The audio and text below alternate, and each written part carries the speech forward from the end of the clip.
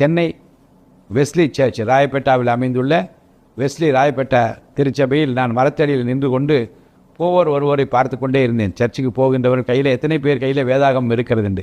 பல பேர் கையில் வேதாகமே இல்லை. எடுத்து படியுங்கள் என்று சொன்னால் ஒரு 4-5 பேர் எடுத்து அதை வாசிப்பார்கள். ஏன் பைபிள் அவர்கள் கையில் இல்லை என்று நான் வினவத் தொடங்கினேன். சிலருக்கு எடுத்து வர பிரியமில்லை, பார்த்து படிக்க பிரியமில்லை. சிலர் பைபிள் இல்லை என்று சொன்னார்கள். இல்லாதவர்கள் ஏன் கொடுக்கக்கூடாது என்று எண்ணிக்கொண்டு நான் ஒரு உறுதி எடுத்தேன். தமிழ்நாடு முழுவதும் பைபிள் இல்லாதவர்கள் யாராக இருந்தாலும் கையிலே ஒரு வேதாகமத்தை தர வேண்டும் என்று உறுதி எடுத்தேன். ஒரு 50 பைபிள் தரலாம் என்று நான் எண்ணிக்கொண்டு ஒரு வேண்டுதல் வைத்து விட்டு வீட்டுக்கு வந்து என் மனைவியிடம் சொன்னேன். அவர்கள் சொன்னார்கள், 50 பைபிள் என்ன விலை போகும் என்று கேட்டார்கள். இப்போது 80 ரூபாய் என்று பைபிள் சொசைட்டியிலே கொடுக்கிறார்கள் என்று சொன்னேன். 50 என்றால் 4000 ரூபாய், தாராளமாக நாம் செய்து விடலாம் என்று சொன்னார்கள். முதல் மாதம் 50 பைபிளை வாங்கி கொண்டு ஓடுகிற பேருந்தில் நின்று அது நிற்கிற போது யாருக்காவது இலவசமாக பைபிள் வேண்டுமா என்று கேட்பேன். வெட்கப்படாமல், தயங்காமல், சங்கோஜப்படாமல் நான் கேட்டவுடனே சில பேர் கையை நீட்டுவார்கள், சில பேர் முகத்தை சுனிப்பார்கள். கொடுத்து விட்டு இறங்கி விடுவேன். கடற்கரைக்கு போவேன், ஜனங்களை நோக்கி ஓடுவேன், நிற்பேன், கொடுப்பேன். இது எங்கே இருந்த பழக்கம் வந்தது என்றால், அம்பத்தூர் மகா கணேசா பள்ளியில் நான் 5ஆம் வகுப்பு படிக்கிற போது கிளாடிஸ் செல்வநாயகி என்று எனக்கு நல்ல ஆசிரியை ஒருவர் வந்தார்கள். அவர்கள் அந்த காலத்தில் இப்போதெல்லாம் பண்ண முடியாது. அந்த காலத்தில் என்ன செய்வார்கள் என்றால், எல்லா மாணவர்களும் முழங்கால் போட சொல்லுவார்கள். அவர் நாகர்கோவிலை சேர்ந்தவர்கள். முழங்கால் போட்ட உடனே அவர்களே ஜெபிப்பார்கள். அப்புறம் திடீரென்று கேட்பார், யார்டரா பைபிள் இருக்குது என்று கேட்பார்கள். அப்போ நாங்கள் யார்கிட்டும் பைபிள் கிடையாது. நான் சொன்னேன், அங்கே ஒரு அண்ணாச்சி கடை இருக்கிறது, அவர் அதை மேலே சொருகி வைத்திருப்பதை நான் பார்த்திருக்கிறேன். நான் அந்த கடையில் போய் வாங்கி வரட்டுமா டீச்சர் என்று கேட்டு, வாங்கிட்டு வாடா என்று சொன்னார்கள். நான் ஓடி போய் அந்த அண்ணாச்சிதான் கேட்பேன். அவர் பைபிள் கொடுப்பார், இங்கே வந்து வாசிப்போம். அப்புறம் கொண்டு போய் அண்ணாச்சிதான் திருப்பி கொடுத்து விடுவேன். சில நேரம் கடை மூடி இருந்தால் டன்லப் கம்பெனியில் வேலை பார்த்த அண்ணன், எங்கள் திருச்சி அம்பத்தூர் கிருஷ்ணநாதர் ஆலயத்தைச் சேர்ந்த அண்ணன் ஜெயராஜுடைய துணைவியார், அவர்களிடம் ஓடுவேன். அவர்கள் வீட்டிலேருந்து பைபிளை தருவார்கள். வந்து கிளாஸில் படிப்போம், திருப்பி கொண்டு போய் கொடுத்து விடுவேன். அந்த கிளாண்டிஸ் டீச்சர் அம்மா வந்து நீங்கள் சாதாரணமாக எண்ணக்கூடாது, அவ்வளோ வைராக்கியமாக கிறிஸ்துவ பிள்ளைங்களை எல்லாம் வழி நடத்துவதற்கு முயற்சி எடுத்தார்கள். திடீரென்று இவ்வளோ கட்டு ட்ராக்ஸ் கொண்டு வருவார்கள். இதை கொண்டு போயிட்டாங்க, எல்லாம் கொண்டு போய் எல்லா பக்கமும் கொடுத்துட்டு வாங்க என்று அனுப்பி விடுவார்கள். பள்ளிக்கூடம் நடந்து கொண்டு இருக்கும், எங்களை அனுப்புவார்கள்.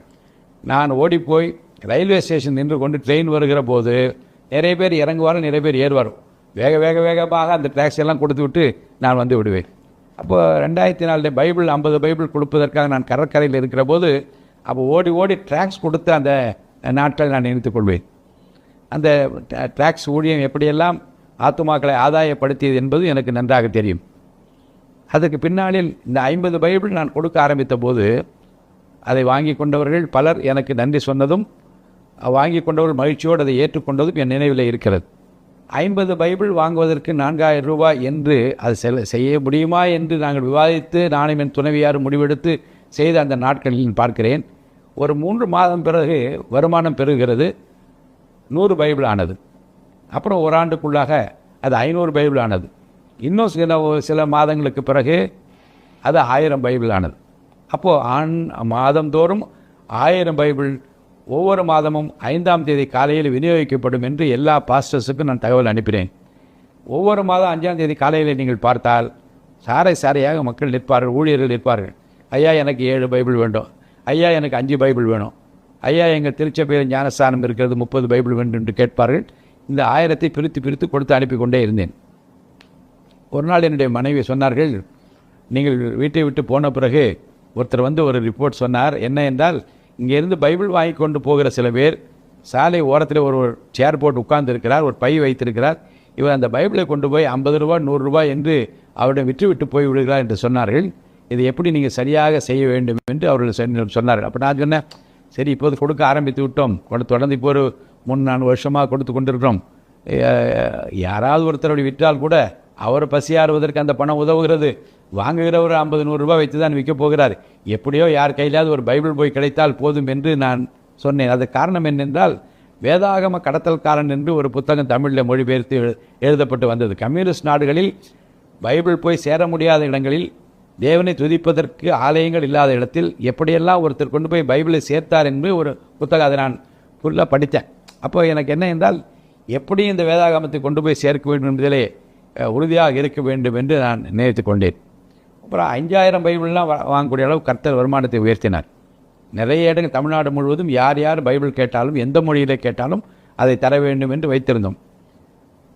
இதற்கிடையில் தான் 2023ஆம் ஆண்டு என்னுடைய துணைவியார் செப்டம்பர் 24ஆம் தேதி எதிர்பாராமல் கர்த்தருக்குள் நித்திரை அடைந்தார்கள். ஆனால் நித்திரை அடைவதற்கு ஒரு வாரத்துக்கு முன்பாக என்னை அழைத்து இந்த பைபிள் ஊழியத்தை இன்னும் நேர்த்தியாக செம்மையாக நீங்கள் செய்ய வேண்டும் என்று நான் விரும்புகிறேன்.